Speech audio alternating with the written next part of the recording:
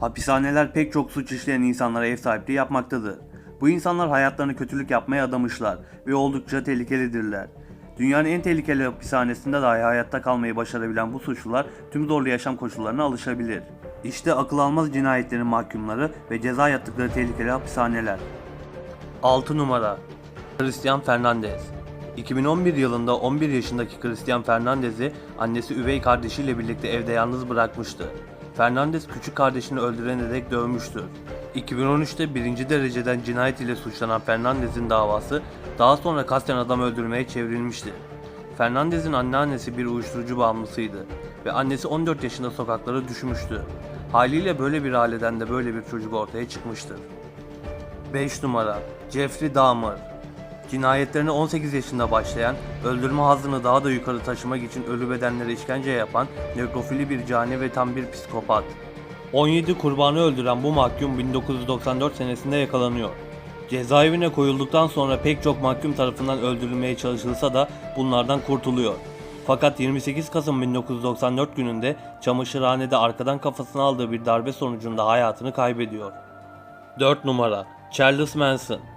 Bir seri katil düşünün, işlediği veya işlettiği vahşice cinayetler sonucunda çok popüler olsun. Kurduğu birkaç felsefi güzel sözleriyle yüzyılın filozofu olarak kabul edilip binleri arkasından sürükleyen kişinin adı Charles Manson. Dayak yemek amacıyla kendinden büyüklere saldıran bu adamın psikolojik sorunları vardır.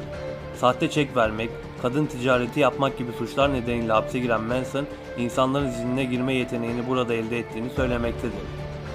3 numara Charles Bronson. Pensilvanya doğumlu olan Bronson, 15 çocuklu bir ailenin 11.'sidir. Fakir bir ailenin çocuğu olan Bronson ilk defa 1974 yılındayken, yani 19 yaşında bir silahlı soygun davası yüzünden hapse girmişti.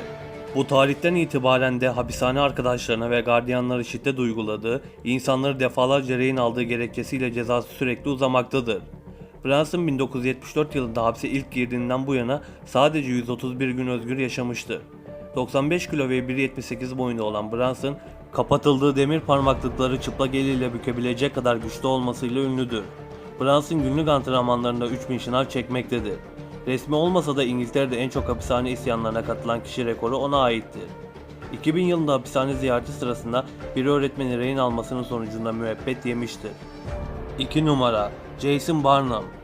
ABD'nin Alaska şehrinde bir polisi öldürmekle suçlanan gözbebeği lakaplı 39 yaşındaki Jason Barnum'un yüzündeki dövmelerinin davasını etkileyip etkilemeyeceği tartışılıyor.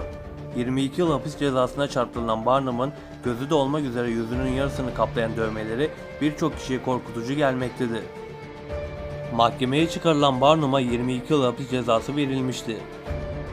2012'nin Eylül ayında polis Daniel Tayin'i öldüren ve daha önce 14 mahkumiyeti bulunan Barnum, 2010'da hapisten çıktıktan sonra kendine yaşayacak yer bulamadığını söylemişti. Yüzündeki dövmeler nedeniyle iş bulamadığını belirten ve cinayeti işlediği gün eroin etkisi altında olduğunu dile getiren Barnum, mahkemede "Yaptığımın yanlış olduğunu biliyorum, hiçbirini geri alamam" demişti. Çok havalı bir ifade ancak bu gözü dönmüşlüğünü örtemez. Resimde de gördüğünüz üzere oldukça ürkütücü bir tipi var. 1 numara Andrei Skatillo. Yaşadığı dönemde Sovyetler Birliği var olduğu için en ünlü Sovyet katili olarak anılmaktadır. Çocukluk döneminde anne sevgisinden de nasibini alamayan Skatillo sürekli dayak yiyordu. Babası ise o daha 5 yaşındayken savaşta olan Sovyet ordusu için öldürülmüştü. Okul hayatında şaşırtıcı bir şekilde başarı göstermekteydi. Ergenlik dönemi çocukluk dönemine göre daha zor geçmekteydi. Skatillo 1969 yılında evlenmişti. Çeşitli yöntemlerle bu evliliğinden 2 çocuğu olmuştu. Skatillo ilk cinsel saldırısını 15 yaşındaki bir kız öğrencisine 1973 yılında gerçekleştirmişti. Aradan belli bir zaman geçtikten sonra başka bir kız öğrencisine de saldıran bu pislik okul yönetimi tarafından zorunlu olarak istifa ettirilmiştir. Başka okulda göreve başlayan Skatillo başka bir öğrencisine de taciz ettiğinden öğretmenlik mesleğinden atılmıştı. Bir fabrikada çalışmaya başlamış ve işi gereği sürekli seyahat etmekteydi. İlk cinayetinin 9 yaşında bir kız çocuğuna sakız vereceğini söyleyerek gerçekleştirmiştir. 1953 yılından itibaren kendi işlediği ispatlanan tam 56 cinayet teşebbüsü olmakla beraber 53'ünü öldürdüğünü kendi ağzıyla söylemiştir. Videonun sonuna geldik. Bu tarz videoların devamı için videoyu beğenip kanala abone olmayı unutmayın.